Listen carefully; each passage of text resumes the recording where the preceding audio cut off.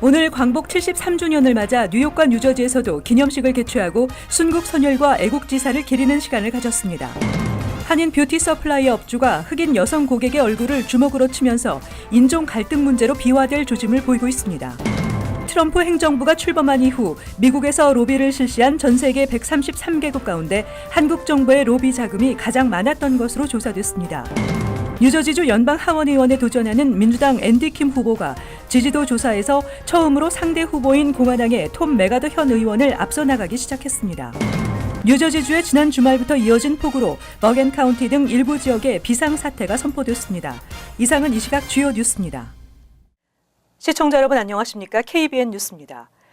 오늘 광복 73주년을 맞아 뉴욕과 뉴저지에서도 기념식을 개최하고 순국 선열과 애국지사를 기리는 시간을 가졌습니다. 문재인 대통령은 경축사를 통해 묻혀진 독립운동의 역사를 발굴해내겠다고 약속하고 한반도 비핵화와 경제 공동체를 통한 새로운 도약을 강조했습니다. 보도에 지한샘 기자입니다. 오늘 광복절 73주년을 맞아 뉴욕과 뉴저지에서 대한독립을 기념하는 만세 소리가 울려 퍼졌습니다. 오늘 오전 뉴욕 한인회관에서는 한인 단체장들과 한인 동포 100여 명이 모여 나라의 독립을 기뻐하고 선조들의 넋을 기리는 기념행사가 개최됐습니다. 문재인 대통령은 박효성 뉴욕 청영사가 대독한 축사에서 광복을 위해 노력한 인물들에게 반드시 정당한 평가와 합당한 예우, 그리고 묻혀진 독립운동의 역사 발굴을 약속했습니다. 또 한반도 비핵화와 남북한 경제 공동체를 통한 새로운 도약을 강조했습니다. 완전한 비핵화와 함께 한반도의 평화가 정책되어야 본격적인 경제 협력이 이루어질 수 있습니다. 평화 경제 공동체의 꿈을 실현시킬 때 우리 경제는 새롭게 도약할 수 있습니다. 우리 민족 모두가 함께 잘 사는 날도 앞당겨질 것입니다. 행사에 참여한 한인 동포들은 만세 삼창과 함께 광복절 노래를 부르며 나라를 되찾기 위해 큰 희생을 치른 선조들을 기억하며 광복 그날의 기쁨을 함께 나눴습니다. 뉴저지 한인회관에서도 같은 시간 뉴저지 지역 한인단체들이 함께 광복절 행사를 개최하고 광복의 의미를 되새겼습니다. KBN 뉴스 지한샘입니다. 한인 뷰티 서플라이의 업주가 흑인 여성 고객의 얼굴을 주먹으로 치면서 인종 갈등 문제로 비화될 조짐을 보이고 있습니다. 여론은 브루클린 네일살롱 폭행에 이어 흑인에 대한 아시안의 폭행이 연이어 발생했다며 비난과 반박이 이어지고 있습니다. 최근 브루클린 중국계 네일살롱에서 돈을 안 낸 흑인 여성 고객을 빗자루로 폭행한 사건이 발생한 가운데 이번에는 한인 뷰티 서플라이의 업주가 흑인 여성 고객의 얼굴을 주먹으로 치면서 인종 갈등 문제로 비화될 조짐을 보이고 있습니다.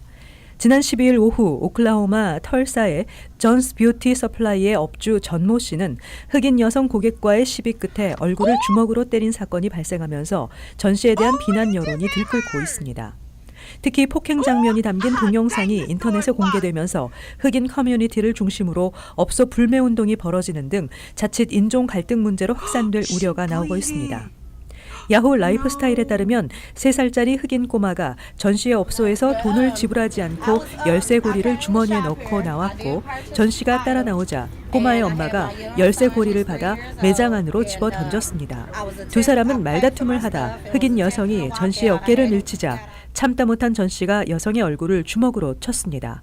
이에 대해 전 씨가 인종차별주의자인지의 여부를 두고 비난과 반박이 이어지며 논란이 뜨거워지고 있습니다. 14일 현재 유튜브 영상 조회수가 27만 건에 달하고 있습니다. 한편 전 씨는 폭행 혐의로 다음 달 12일 법원 출두 명령을 받았습니다. 도널드 트럼프 행정부가 출범한 이후 미국에서 로비를 실시한 전 세계 133개국 가운데 한국 정부의 로비 자금이 가장 많았던 것으로 조사됐습니다. 각국은 보호무역 정책 피해를 줄이기 위해 로비의 총력전을 펼쳤습니다. 정치자금 감시 전문 책임정치센터가 최근 발표한 2017년 이후 로비자금 집행 현황 보고서에 따르면 한국 정부는 지난해 5,196만 7,420달러를 로비자금으로 사용해 이 기간 미국에서 로비를 실시한 전 세계 133개국 가운데 가장 많았습니다. 한국 비정부기관이 트럼프 행정부 출범 이후인 지난해 초부터 지난달까지 지출한 1,639만 2,039달러를 합하면 한국이 로비스트에게 지출한 돈은 7,056만 7,305달러에 이르며 2위인 일본의 5,165만 3,098달러를 훨씬 앞질렀습니다. 한국 정부가 로비에 사용한 돈은 3위인 아랍에미레이트의 약 3배에 가까운 수준입니다. 이외에 트럼프 정부의 로비 자금을 많이 쓴 나라는 이스라엘, 아일랜드, 중국 순이었습니다. 한편 트럼프 행정부 출범 이후 로비 업체를 고용한 외국 정부나 비정부 기관은 385곳에 이르며 로비 업체도 300곳이 넘는 것으로 조사됐으며 각국의 로비 금액이 증가해 총 5억 3,467만 4,283달러에 달했습니다. 이 같은 이유는 트럼프 대통령이 대선 캠페인 때부터 노골적으로 보호무역 정책을 주장함에 따라 각국이 피해를 최소화하기 위해 로비의 총력전을 펼쳤기 때문으로 풀이됩니다. 뉴저지주 연방 하원 의원에 도전하는 민주당 앤디 킴 후보가 지지도 조사에서 처음으로 상대 후보인 공화당의 톰 맥가더 현 의원을 앞서 나가기 시작했습니다. 김 후보는 지난 1일 버락 오바마 전 대통령의 공식 지지를 얻어내면서 선거운동에 탄력을 받고 있습니다. 만모스 대학이 지난주 401명의 유권자를 상대로 실시한 뉴저지 연방하원 3선거구 후보 지지도 조사 결과 앤디 킴 후보는 45%의 지지율을 얻어 44%를 기록한 맥가더 의원을 상대로 오차 범위 내에서 1%포인트 앞서고 있는 것으로 나타났다고 앤디 킴 후보 선거대책본부가 어제 발표했습니다. 김 후보가 지지도 조사에서 맥가더 의원을 추월한 것은 이번이 처음입니다. 김 후보는 글로벌 전략그룹이 지난 7월 발표한 지지도 조사에서도 42%를 얻어 맥가더 의원과 동률을 기록하는 등 상승세를 이어갔으며 지난 1일에는 버락 오바마 전 대통령으로부터 공식 지지를 얻어내면서 선거운동에 탄력을 받고 있습니다. 김 후보가 출마한 뉴저지 연방하원 3선거구는 벌링턴 카운티 36개 타운과 오션 카운티 17개 타운을 포함하고 있습니다.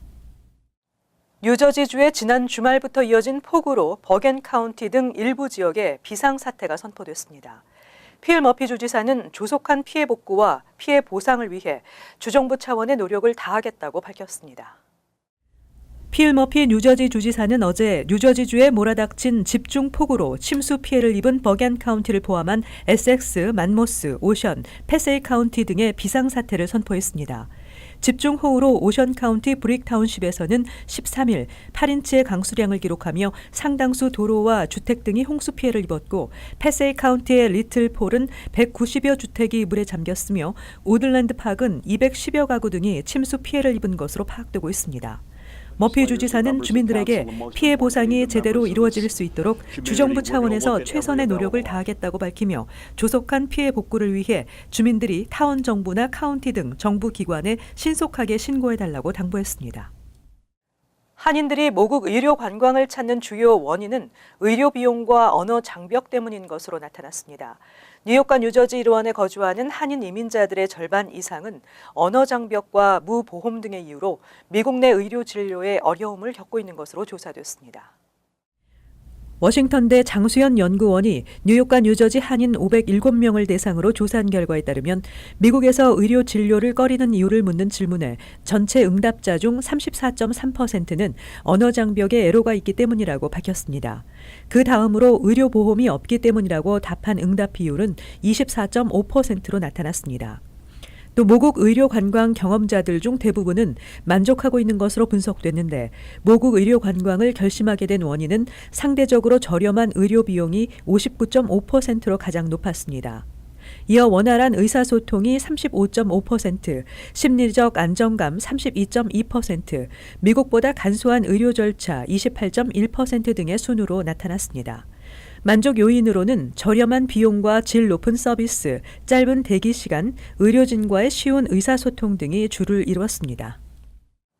뉴욕시 공립학교 주변 과속 감시 카메라가 작동 중단된 7월 25일 이후로 13만 건이 넘는 과속 위반 사례가 발생한 것으로 나타났습니다.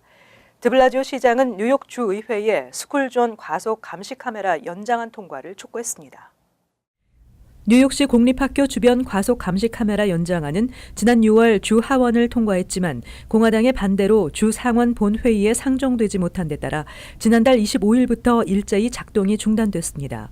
빌 드블라지오 뉴욕시장은 13일 과속 감시 카메라가 작동을 멈춘 7월 25일부터 8월 10일까지 13만 2,253명의 운전자가 공립학교 제한 속도를 최소 시간당 10마일 이상 초과한 것으로 확인됐다며 수십만의 난폭 운전자가 학교 주변을 운행한 사실이 증명됐다고 밝혔습니다.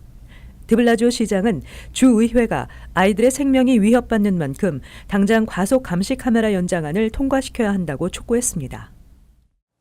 뉴욕주에서 뉴욕 프레스비테리안 병원이 최우수 병원 순위 1위에 선정됐습니다. 뉴저지에서는 모리스타운 메디컬 센터가 최우수 병원으로 꼽혔습니다. US 뉴스앤드 월드 리포트가 최근 발표한 2018-2019년도 전국 지역별 최우수 병원 순위 자료에 따르면 뉴욕주에서 뉴욕 프레스비테리안 병원이 최우수 병원 1위에 선정됐고 미 전국에서도 10번째로 우수한 병원으로 꼽혔습니다. 특히 뉴욕 프레스비테리안 병원은 미 전국에서 류마티스 내과와 심장수술 부문에서 3위에 올랐으며 정신과 부문도 4위를 기록했습니다. 그 다음으로는 NYU 랭건 병원, 마운트 사이나이 병원, 로체스터 대학병원, 세인트 프란시스 병원 등의 순으로 나타났습니다. NYU 랭건 병원, 마운트 사이나이 병원은 전국 순위에서 15위와 18위를 각각 기록했습니다. 뉴저지주에서는 모리스타운 메디컬 센터가 가장 우수한 병원으로 조사됐습니다. 이어서 해켄색 대학 메디컬 센터가 2위에 올랐으며 로버트 우드 존슨 대학병원이 3위, 해켄색 메리디안 헬스 저지쇼 대학병원이 4위, 애틀랜틱 케어 리저널 메디컬 센터 5위 등으로 나타났습니다. 한편 미 전역에서는 미네소타 마요 클리닉 로체스터가 최우수 병원으로 선정됐으며 클리블랜드 클리닉, 볼티모어의 존스 홉킨스 병원 등의 순으로 나타났습니다. 한국의 CJ그룹이 운영하는 만두피와 국수 생산업체 트윈 마퀴스가 한인 셰프들이 출연하는 음식 관련 다큐멘터리를 제작 발표했습니다. 다양한 레시피와 음식과 관련된 다양한 문화들이 소개됩니다. 지한샘 기자가 전해드립니다. 국수와 만두피 전문업체인 트윈 마퀴스가 아시안계 미국인 셰프들의 이야기와 음식을 주제로 한 다큐멘터리를 발표했습니다. 뉴욕에서 활동하는 에스더 최, 후니김, 바오바오 등 5명의 유명 셰프들이 출연하는 다큐멘터리 염챗은 각 셰프들이 트윈 마키스에서 제공하는 재료를 통해 만두나 홍콩 전통 볶음 국수 등의 다양한 음식을 요리하며 그들 개인 삶의 이야기나 비밀 레시피, 음식과 관련된 다양한 문화와 추억에 대해서 이야기하게 됩니다. 이 식당에서 요리하는 것도 중요하지만은 집에서 가족 위해서 요리하는 요리가 다르거든요. 조금 더 빨리 쉽게 할 수 있는 요리. 근데 이런 재료로 트윈 마키 재료로 그런 요리를 조금 선보였습니다. 다큐에 출연한 일부 셰프들과 언론사들이 참석한 기자회견에서는 트윈 마퀴스의 식재료와 셰프들의 레시피로 완성된 만두를 시식해보는 등 다큐멘터리 염챗과 트윈 마퀴스를 홍보하는 순서가 이어졌습니다.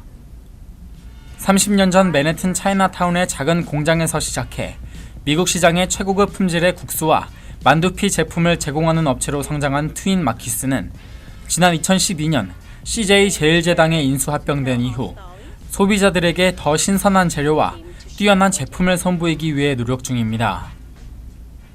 KBN 뉴스 지한샘입니다.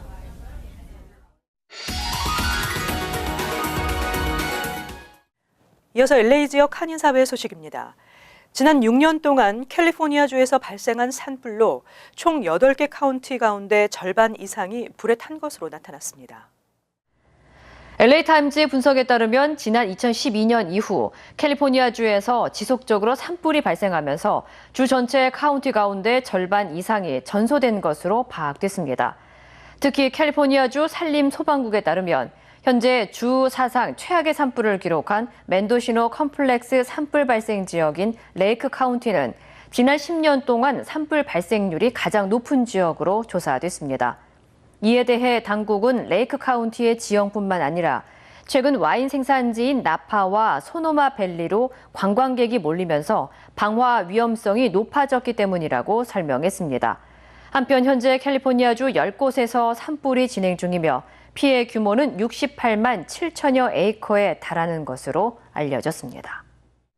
캘리포니아주 하원에서 도산 안창호의 날 제정 결의안이 만장일치로 통과됐습니다. 캘리포니아주 하원의회는 도산 안창호 선생의 출생일인 11월 9일을 도산 안창호의 날로 제정하는 내용을 골자로 한 결의안 ACR 269를 만장일치로 통과시켰다고 밝혔습니다. 이에 대해 LA 총영사관은 도산 선생은 한인사회의 지도자로서 초기 한인들의 미주사회 정착과 한인사회 발전에 기여한 점을 강조하면서 도산 안창호의 날 제정을 위한 한인들의 지속적인 관심과 지지를 당부했습니다. 한편 결의안은 이번 달 가주 상원에서 표결을 앞두고 있으며 통과될 경우 매년 11월 9일은 도산 안창호의 날로 제정될 예정입니다. 이어서 간추린 소식입니다. 뉴저지 웨스트밀포드의 여고생과 학부모가 지난 7년 넘게 인종차별과 괴롭힘, 폭행 등에 지속적으로 시달렸음에도 학군이 이를 방치했다며 소송을 제기했다고 어제 스타레저가 보도했습니다. 피해 학생은 지난 2014년 학군교육위원회에 더 이상의 피해를 막아줄 것을 호소했지만 왕따 방지를 위한 조치가 전혀 취해지지 않았다고 소장에서 주장했습니다. 펜실베니아주의 카톨릭 교구에서 과거 성직자들에 의한 상습적인 아동 성학대가 있었다는 조사 결과가 나왔다고 AP통신이 보도했습니다. 펜실베니아주 검찰총장이 발표한 보고서는 1940년부터 70여 년에 걸쳐 6개의 카톨릭 교구와 수십 명의 목격자, 수십만 페이지의 내부 자료를 통한 조사 결과이며 가해 성직자는 300명이 넘고 피해 아동은 1000명이 넘는 것으로 나타났습니다. 뉴욕시 교통국은 출퇴근 시간대 트럭 하역 작업 금지 프로그램인 클리어 커브 파일럿 프로그램을 이번 주까지 시행하고 중단한다고 어제 밝혔습니다. 퀸즈 지역에서 시행 중인 클리어 커브 파일럿 프로그램은 지역 상인들의 반발로 프로그램 종료 1개월 먼저 중단하기로 결정했으며 브루클린과 맨하탄 등 다른 지역도 조기 종료하는 방안을 검토 중입니다. 퀸즈 플러싱 109경찰서와 베이사이드 111경찰서가 뉴욕시 혈액센터와 공동으로 다음 달 4일부터 사흘 동안 헌혈 행사를 갖습니다. 109경찰서는 9월 4일 정오부터 6시, 111경찰서는 9월 5일 정오부터 6시까지입니다. 헌혈 행사에 참여하기 위해서는 17세에서 75세 사이로 110파운드 이상의 남녀 중 최근 1년 동안 문신을 한 적이 없는 사람으로 헌혈 시 신분증을 지참해야 합니다. 계속해서 환율과 증권 소식입니다.